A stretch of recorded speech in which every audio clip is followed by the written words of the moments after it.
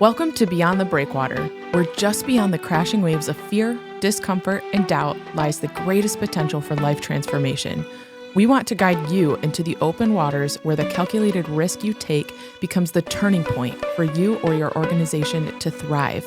So draw up your anchors and prepare for departure in this week's episode of Beyond the Breakwater.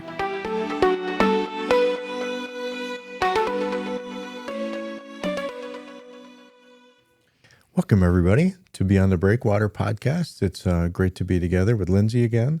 And Lyndsay, I know as we started out 2024, you did something pretty amazing here recently. Why don't you tell us about that? Yeah, I started the new year in Lake Michigan, Beyond the Breakwater. It actually wasn't Beyond the Breakwater, but it was on shore because I was over in Grand Rapids just celebrating New Year's, and we had a group of friends that said, hey, what if at midnight we went and jumped in the 38-degree waters? And I said, okay. Ed is always saying try something new for the first time if you haven't done anything in the last 6 months. So I was like, all right, let's do it. And I was like, wow, this has just, how funny that I am in these waters right now when it's like we've been talking about Beyond the Breakwater all year, went water skiing on Lake Michigan earlier in the summer. So I'm like, hey, why the heck not spend it in the thing that we've been so ingrained in? And so I felt freezing. I've been doing like cold water plunges all summer long. So I was like, all right, I think I've been training for this and I feel excited for what's to come in the new year. And that's really funny. Well, actually, I got a phone call last week and somebody asked me, they said, would I baptize them in the river? What? And I'm like, you want to do it in the river? You know, it's January. And they're like, uh-huh. And I really want to get submerged in the river. And I said, oh boy. So I did a baptism this last summer in a river, which was a lot of fun. And somebody who wanted to be submerged in the river, and that was an incredible opportunity. But I'm thinking, okay, this is a little out of my comfort zone going in the river. Do it. Oh, That'd be so fun. I will. Okay. I'll do it, but it's just not my comfort zone of going into a river in the middle of January. Well, it's in no one's comfort zone, I can tell you that. So you guys are going to do it? Well, I don't know. Okay. Maybe. I'm hoping maybe a pool or something might be better, but I think he's going to win out and we're going to go to the river. Why did he want to do it in like the dead of winter? I don't know, but I think it's really cool. It's just God's really gotten a hold of his life. It's actually, this is cool, Lyndsay. It's actually a former mechanic at the garage. No reached way. out to me.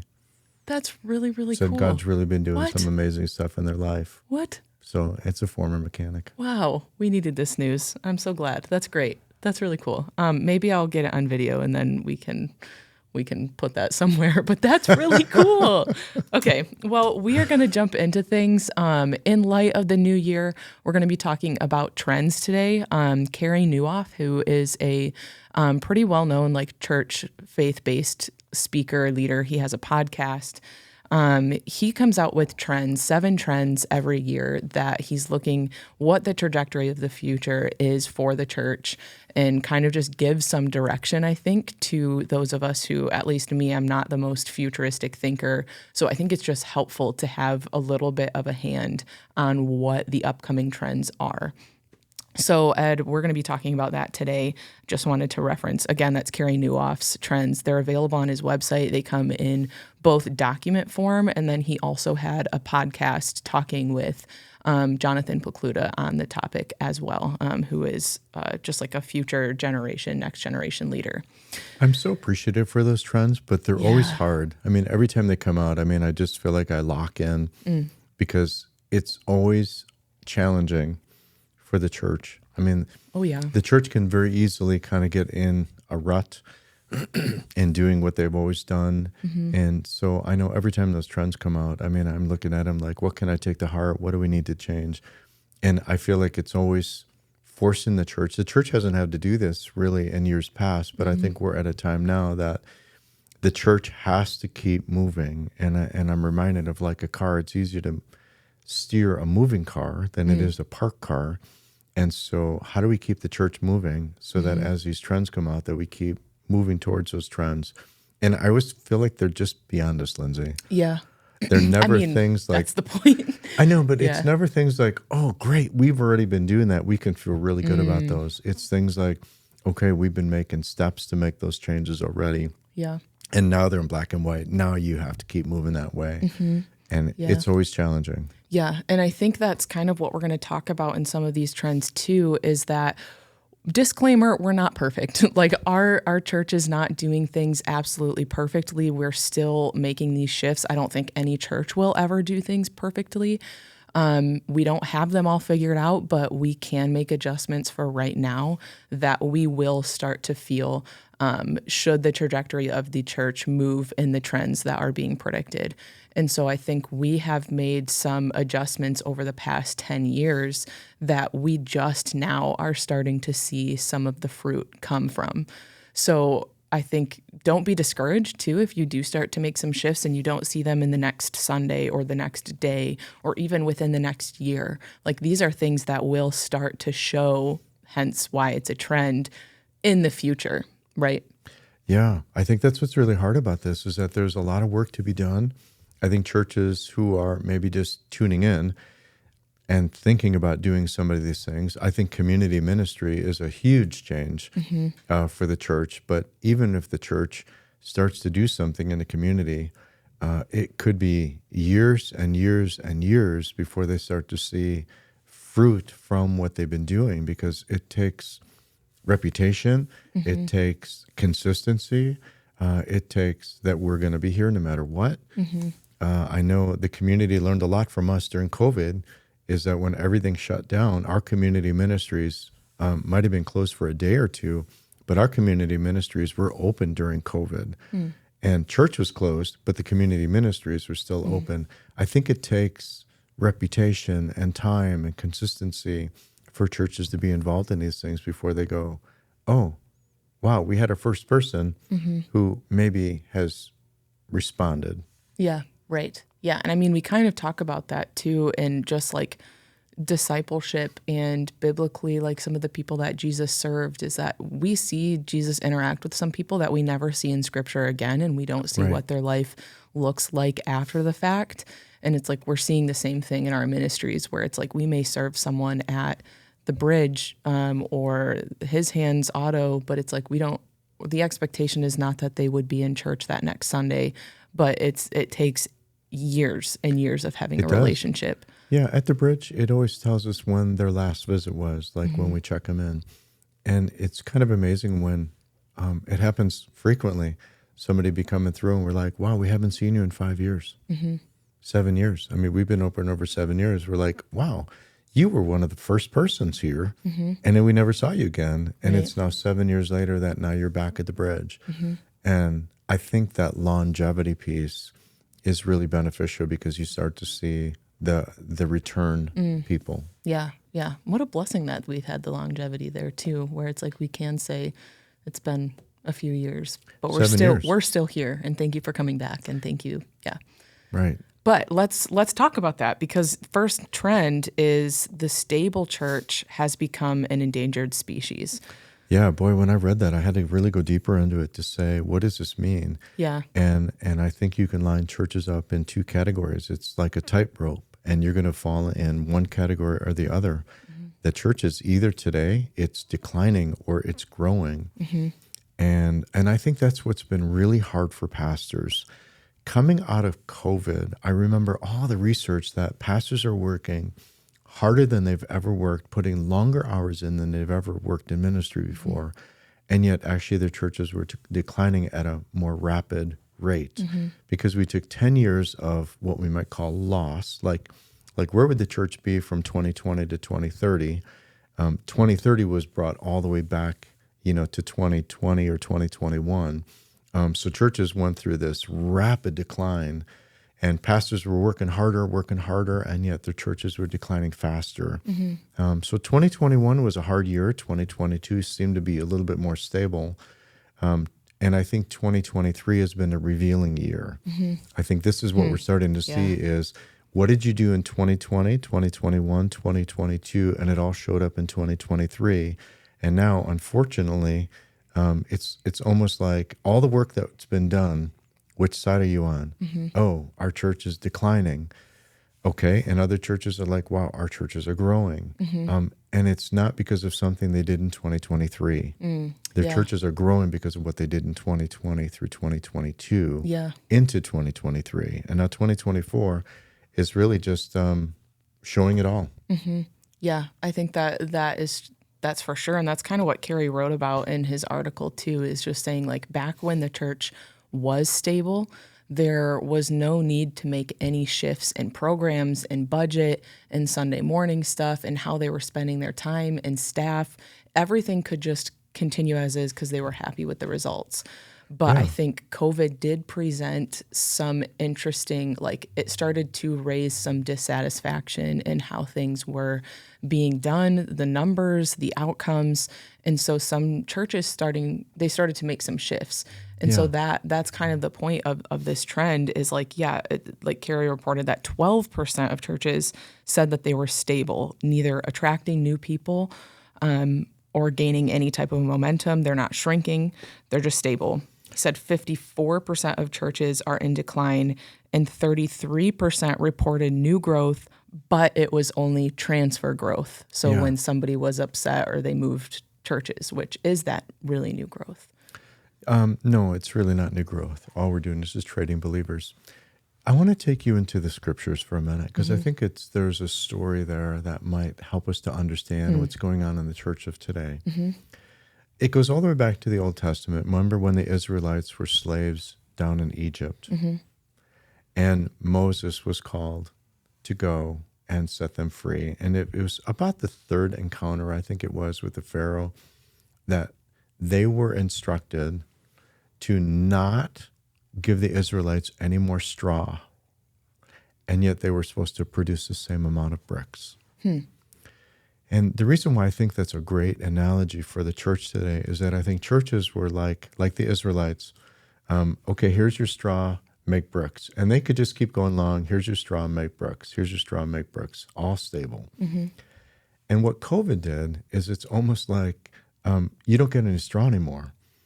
And churches all of a sudden had to scramble. Like, how are we going to do this? You know, we don't have any online ministry. How do we do online ministry? What do we do? How do we maintain what we currently have? What do we do when people are coming back or not coming back?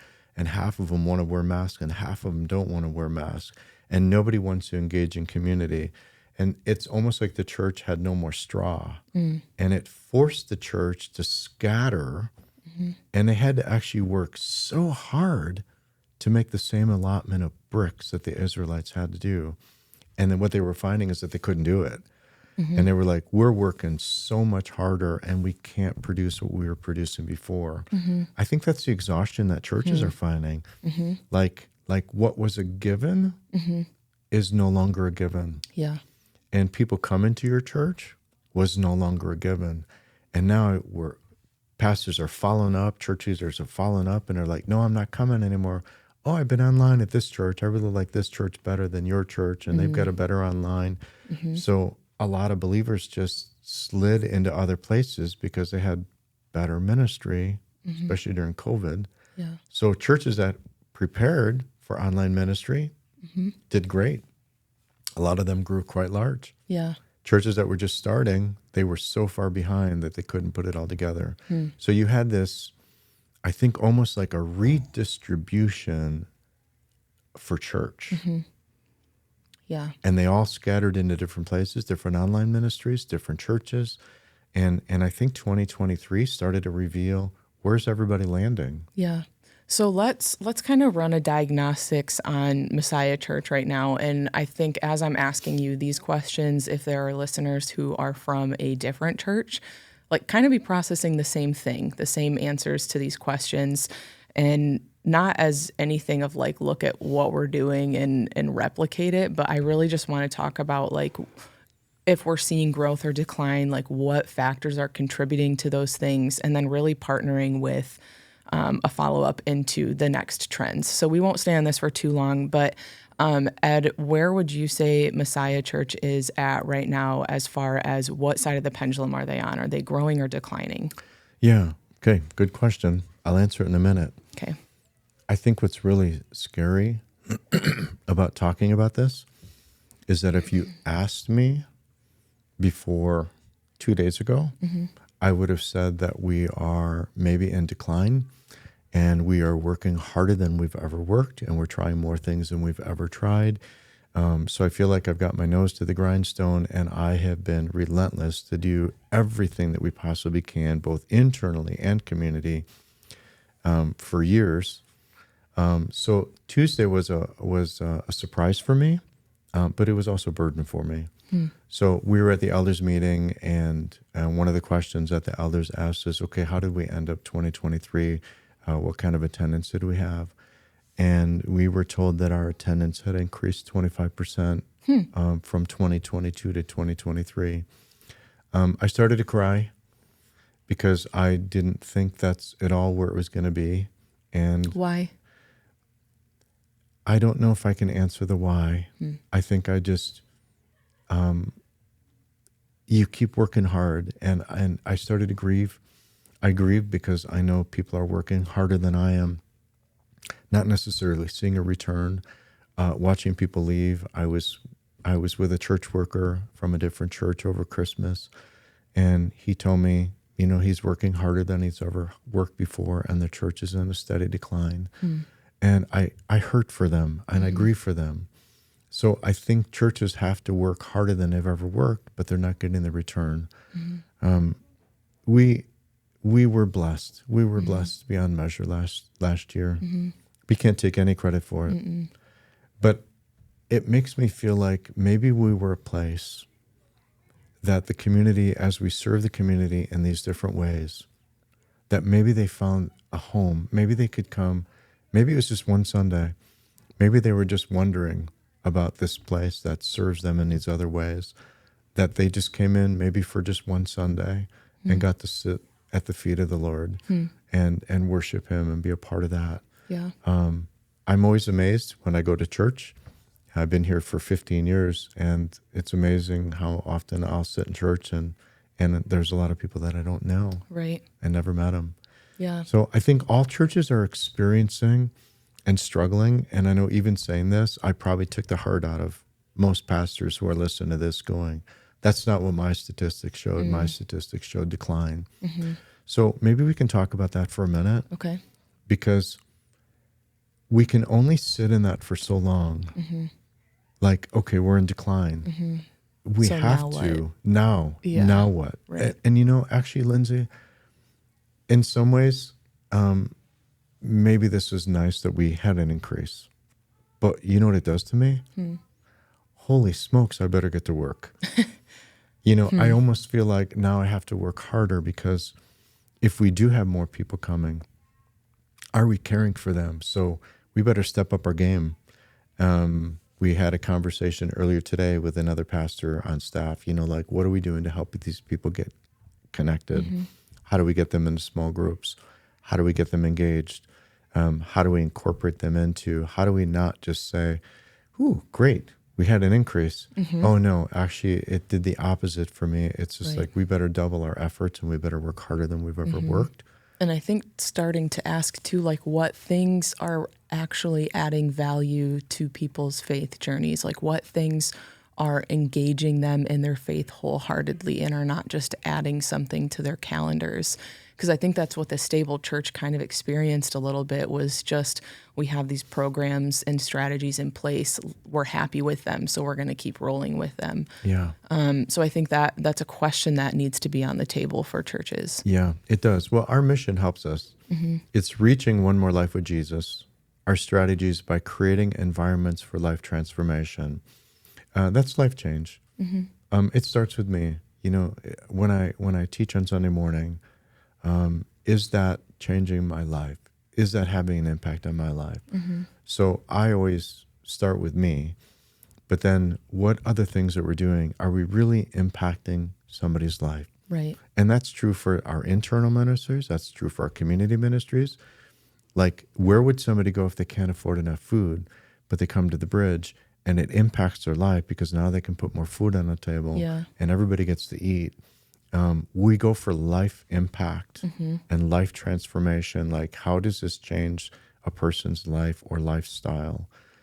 That's important for us. So that's a litmus for us. Yeah. So another litmus bear with me as I'm processing through this. But so I think going back to like what things are adding value there, I mentioned there were changes or things that we have introduced maybe over the last 10 years. Maybe there's been some more specifically since COVID that is contributing now to the growth that we are experiencing. So any micro adjustments that are made today has potential to impact your church in the future. So as the churches, maybe your answer to these questions are like, oh, wow, we are declining.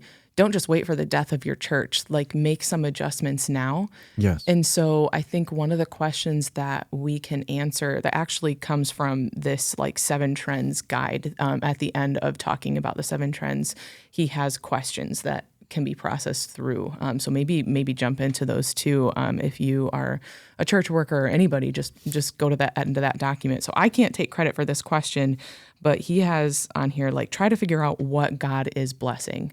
And so I think like one of our pastors on staff says, like, don't do something and pray that God blesses it, but ask God, like, where have you gone before us and blessed this thing? And how can we join you in that? So okay, now my question is to you, Ed, like what things are you seeing that currently exist at the church and in the ministries? What do you feel like God has blessed where in 2024 we want to dedicate more time? The community ministries for external, the small group ministry, kids ministry, teen ministry, I don't feel like we're changing. I feel like we're having to put more energy and effort into all of it. If something is not producing, we tend to cut it off. We tend to just stop doing it. Like, that's not producing anything, stop doing it. So I don't think there's any adjustments in 2024 that we're going to be like, okay, stop doing that because that's not producing anymore. We've already done that. So now we're left with the things that we think really matter, the community ministries that really matter. So now we're putting more energy, we're putting more effort into them. What happens, especially in pastors, is there gets a point of they know that they need to do something in the community. They know they need to reach out beyond the community. And it's that fishing with no hooks. And this is the hardest thing, that if you keep fishing with no hooks, people really get to know the reputation of your church, and then they kind of like maybe meander in when they want to. But when a church is in decline and then you're fishing in the community, Jesus said, I'll make you fishers of men. What we do is we tend to go, I'm going to hide the hook because I really need them to come to my church. So I don't know how to do this. And I'm almost in a panic of, please, I'm begging you, respond to this and come to my church to keep my church alive. And so I think we're finding that churches are in a panic. And it's really hard when you're in this anxious and panic mode to bring people in the church so that you can just pay your bills and keep the lights on. It's really hard to do really good quality ministry because you have a hook, right? And you really want something. So you almost have to have a short term, like, what are we going to do to invite the community to come to our church? Maybe there's some things that you do. Let's have an event and invite the church or the community. We would love to have you come to our church. That's great. That's a short term. But then I think you have to have those long terms that you're serving through a grocery store, or you're serving through food pantry, or you're serving in some kind of healthcare, or you're serving as a church into your community, and you're starting to sow the seeds. Any plant takes a long time. Any tree takes a really long time to produce fruit. And I think if churches could get the long game in their minds, like, keep planting seeds for all these trees, keep planting, you won't see a harvest.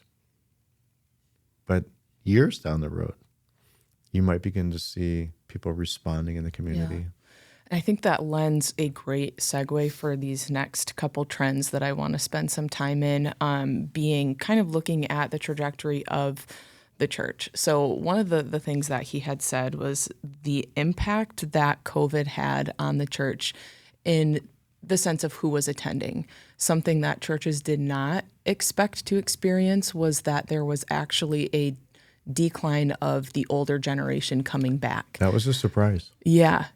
And he just kind of said, like a lot of, he he titles them by their generation name of like the boomers. Like they just stayed home. They extended into their retirement. They wanted to spend more time on the golf course with their friends and enjoying time. And they just kind of, not that they've abandoned their faith necessarily, Right. but they started streaming and learned how to do that, and they stayed home.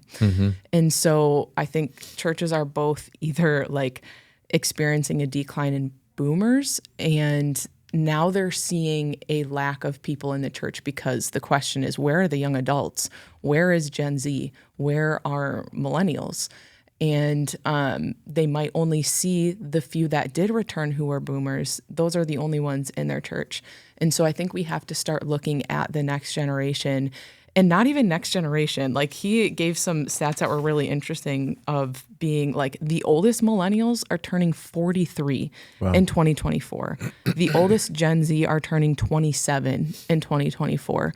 So these are no longer populations and generations that we're talking to as like, I feel like the only conversations I've heard about Gen Z and millennials are like, oh, like typical younger generation, and like kind of like a shaking of the fist to that generation, or a shaking of the head and dismissing them. But it's like, all right, these are folks that are already entering into the workforce or have been there for a long time. Like 43, millennials are turning 43 in 2024. So I think we have to start examining, and this is what kind of Carey's call to action in this article was, does your church reflect millennials? Do you have decision makers in the church? Like we have to start looking at what this generation cares about, how giving has shifted, how serving has shifted, how their the interactions that they have with volunteering their time. Like there has to be an on and off ramp. They cannot serve or volunteer forever. Yeah. So there has to be some adjustments that are made in the church to this generation.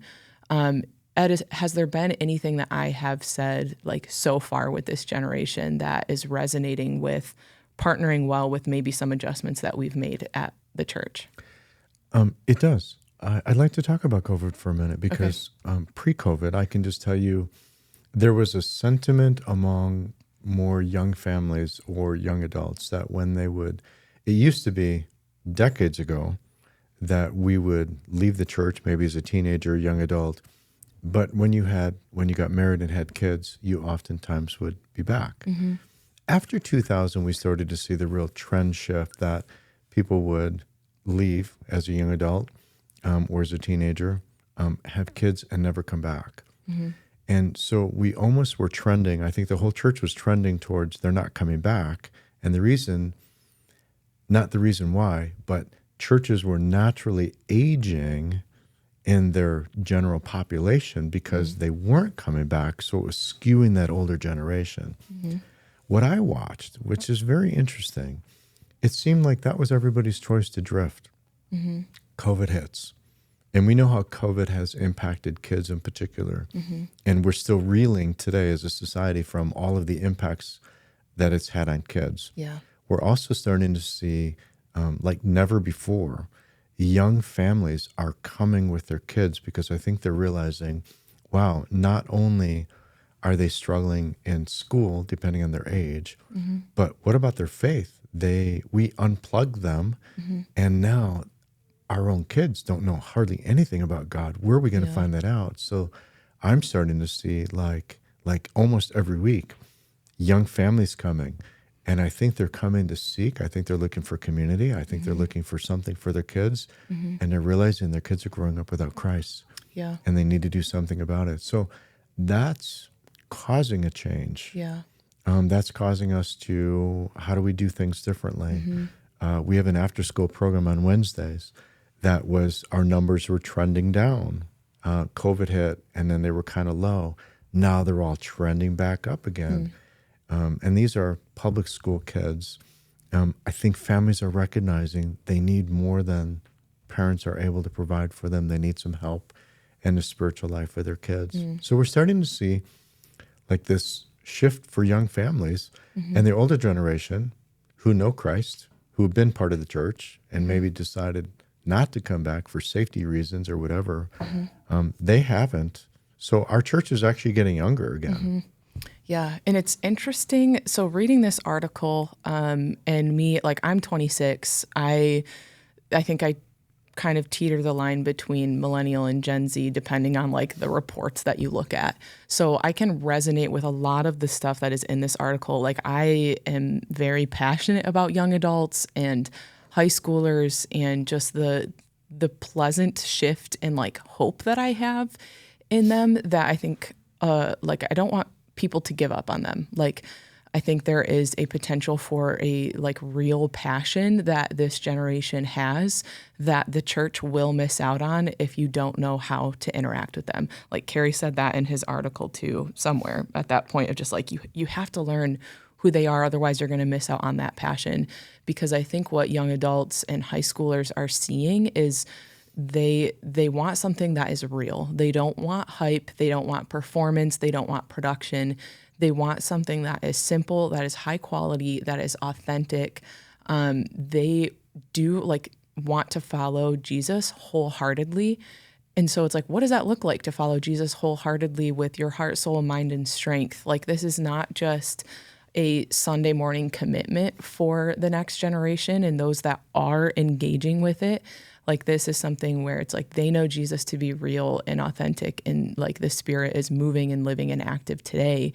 I think we saw that earlier this year in the Asbury University having like their revival. Like they started out as this was not a planned like we're going to have a revival, but it started out as like a chapel. And worship that turned into 3 songs turned into several days 24/7. Yeah. Where it's like that younger generation is really, really longing for Jesus to impact their lives in a very real, felt way. And so they have time to experience God in more than just a Bible study or Sunday mornings. They want it to be 7 days a week. And so as I look at these trends and I think of like maybe some of the adjustments that Messiah Church has made years ago of these community ministries, like I said, we haven't figured out the exact like, oh, our church is blossoming with young adults, but I think the trend is there in the sense of I'm hearing it in conversations that I'm having with my friends, with my siblings of like really like the thing that is resonating with them about Messiah is that like they are a church that is real, that is serving their community. I know that like my dollar has an impact in the community. It's not just going to the lights or to have this newest production system or fog machines, but it's like my dollar has an impact. And so something this article is saying too is that like this younger generation, they give to social justice ministries or social justice purposes. And so they're no longer giving to the church. That's been a felt thing that the church has had over the past couple years is as like boomers no longer are returning to the church or are like passing on, there's been a severe dip in giving. And so that's where like that younger generation, their money is going to things that they care about. Yeah. So Ed, could you speak to anything? I know that wasn't a question, but what is resonating with you and what you are seeing? Yeah, I'm seeing a lot of what you're talking about. And I know, how does that impact us? For example, we are always staffing younger. So I'm in a place that we have a staff. And it's really important to me, like if anybody would walk into our ministry staff meeting, and there's about 13 or 14 of us, we have people represented in their 20s, 30s, 40s, 50s, 60s, and we have one person who's about to turn 70. We have everybody represented. So, but my inclination is to keep staffing younger and younger, putting younger board members on.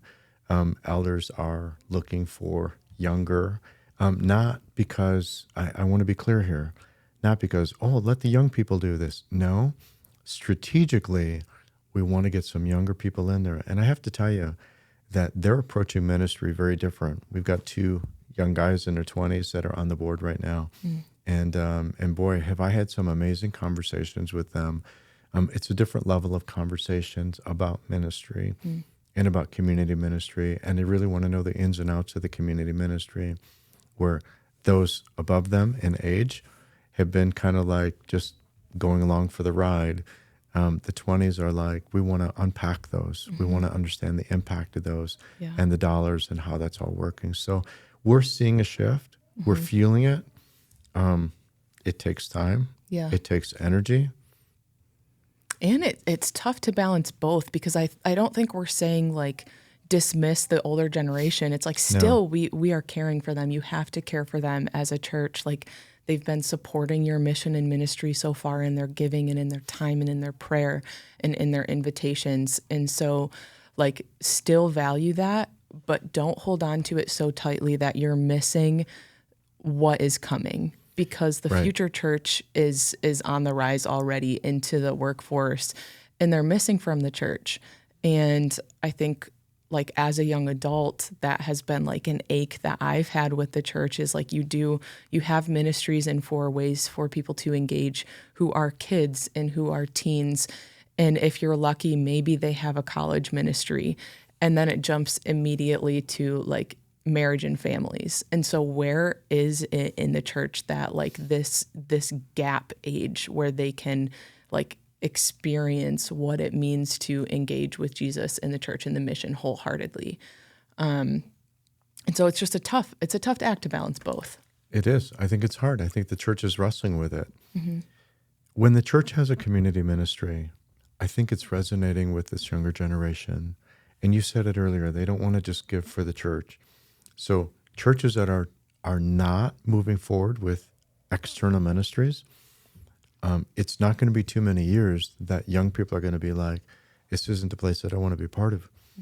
Because if you got a choice in town and one church is doing community ministry and one church is not, they're probably going to gravitate towards another church, because denominationalism and loyalty to what it was or what you grew up in is gone. People today are looking for the church that's serving their needs, serving their families' needs. And so I think churches are having to go, wow, we better start taking steps forward, or we're going to continue in decline. Yeah, absolutely. And so I know like our push on this podcast with Beyond the Breakwater has always been to mobilize the church into their community. We've talked about the community ministries and different ideas that churches can have to launch their own ministry in the context of their ministry and in their community, whether it's by a ministry or like a one-off event.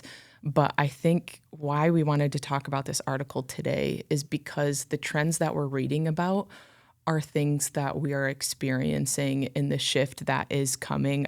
I'm excited because I think Messiah has the opportunity to like dance with these trends well. I think for listeners, I don't want it to be like a look at us, but like how can these trends cause some shift in your church? Like take a look at them, like see what's coming.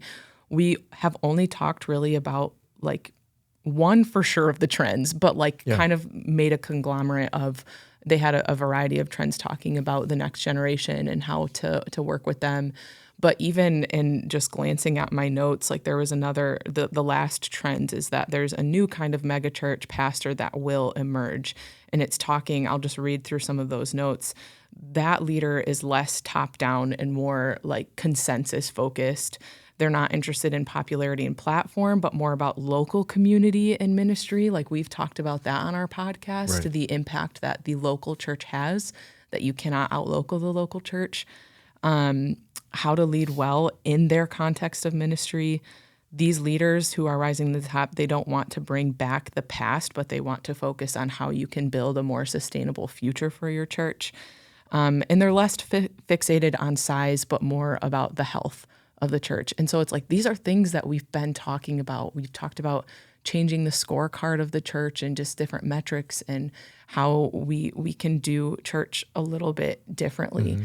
And so I think my encouragement, I know this episode has been a little bit longer in length, but I don't know, I don't want to just shut down the conversation, but I think we can start to give listeners some practical steps before they go. Well, we can. You know what I'm wondering, just suspicious about, when we talk about the Harbor Church and we talk about Beyond the Breakwater, I think what we're starting to see emerge when we talk about what are the new senior pastors emerging, I think the older generation was happy to be in the harbor. I think the younger generation, they're restless. That's not, they're looking at it and saying, I'm not interested in that. And if they're looking at social justice, then really they're beyond the breakwater. So you could almost see like this emerging generation is being birthed out of beyond the breakwater. And those are the things that really matter to them. And the structure of a church doesn't necessarily matter all that much. The older generation are more about the structure of the church and the roots of the history and past and everything else. And so I think if you look at our two models, imagine if we could take a church that has the strength of being in a harbor with a great marina, with phenomenal Beyond the Breakwater ministries. I think you're going to find that young adults are resonating with like, that's what the church ought to be doing, but not abandoning the past, not abandoning the building, but now coming to the building and saying, how amazing this building is for all of my friends that are Beyond the Breakwater to come in and actually utilize this great facility that's paid for, and it's a nice facility, but that's not home for us. We really want to go beyond. And I think we're emerging. This is why I think Messiah is probably in that growth, because I think we're starting to see the value.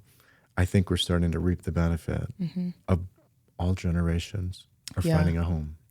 And even we did, I think I mentioned this in another episode, but we had interviewed a bunch of high schoolers as we were launching our capital campaign and looking at kind of updating the facility a little bit. And so we had just asked high schoolers, like, dream a little bit, like what would be cool to see at the church? And their response was like interesting. Like a couple of the guys were like, we want like a basketball court, and we want new gym floors. And at first you're like, okay, why? Like, okay, they just want a place to play. But when you ask them why, it's like, they were like, well, because like this is a really cool place to be. Like, this is where, we can introduce them to like Steve, who's our like kids ministry, like our teens ministry guy. And he's just awesome at connecting with kids. And they're like, we can go to the community center and play, but like the church has something special. And so it's like, that is telling me like Jesus means a lot to them. Yes. And not just their time in scripture, but it's like they want Jesus to impact everything, how they play basketball and who they're playing with and why they're playing basketball and connecting with people who are outside of the church. And so I think all of this to say, it's like, look at these trends, like really dive into them, look at what's coming, and don't just like analyze your church if it is declining, but look at it as like, okay, our church is declining, but how can we use this as an opportunity to start to feel comfortable beyond the breakwater? Because that is where the future generation is. That's where your church will kind of start to intersect with the next generation, is they are beyond the breakwater. So start getting comfortable there right now. Like really all we've talked about beyond the breakwater are those who are drowning. But I think you made a really good point. That's where the next generation is too. Right. It's probably not what people want to hear, but I think there are times, depending on how each listener is wired, they may be in a church right now that's in the harbor, that the church is declining. And sometimes you have to change churches. Sometimes if you're in a church that has no desire to do anything, doesn't want to go beyond the breakwater. So I think this is decision time for pastors. Are they in the right church? It's decision time for church boards. It's decision times for the whole church at large to say, if this church is not going to go beyond the breakwater, if this church is not going to go where God wants us to go, then maybe it's time for me to go somewhere else and be in a church where I can lead beyond the breakwater to make a difference in where God is blessing, where God is leading. And so you can't always change a church. Some churches are just going to want to die.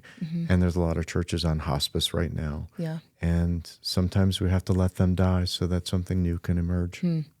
Yeah, so I think the call to action is pretty obvious here, and just going to grab those trends. Like I said, they're published by Carey Nieuwhof. exactly how it sounds. I have no idea how to spell it, actually. I just type in like something random and it always pops up. But Carey Nieuwhof, look at his trends. It's on his website. He also has a podcast that they talk for a significant amount of time on some of these. So yeah, thanks for listening, and we will see you guys next week. Thanks for tuning in to this week's episode of Beyond the Breakwater, a podcast of Elevate Community Ministries. Don't let the conversation stop here. You can email us at hello@beyondthebreakwater.org. We would love to chat with you, answer questions, plan a visit, and help you take your next step. We'll see you next week.